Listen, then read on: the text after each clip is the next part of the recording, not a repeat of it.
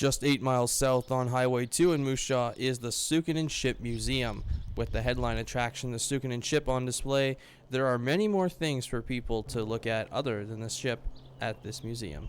It's a fairly typical example of a prairie town. We have a barn and a home, a farmhouse and barn. We have a lot of business, shops and businesses that would have been in a small town.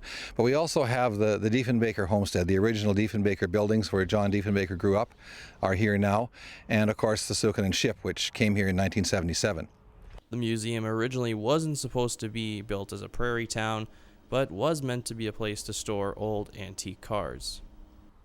Well, it was started in 1969 by the Antique Automobile Club, who wanted a building to store cars in. So we built this original museum building in 1969, and it kind of took off from there. We really didn't have plans at that time for a complete pioneer village, but the local municipality had buildings they wanted to see saved, and they saw us as the savior. So soon we had Spicer School and Tilney Church, and the village just grew from there.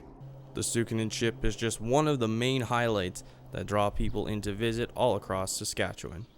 It was built up in the McCrory district, near where it was being built is now under what's now Diefenbaker Lake. But the man who was building it had planned to sail it out the Saskatchewan River to Hudson Bay and home to Finland. On the grounds are many historic buildings and antique machinery. Despite the scale of the museum, volunteers managed to maintain the integrity of the site and provide patrons with an experience reminiscent of the past. Tremendous amount of work. We have thousands of volunteer hours every year. It's completely done by volunteers, and it's a tremendous amount of work to maintain it and to expand it. We have 3 new buildings going up this summer, and we're constantly growing. Very much a hands-on kind of place. A lot of stuff isn't under glass or behind a fence. You can look, you can see, you can touch, and there's something for everyone. The museum continues to draw visitors from all across Saskatchewan, with more than 1,000 coming through each year.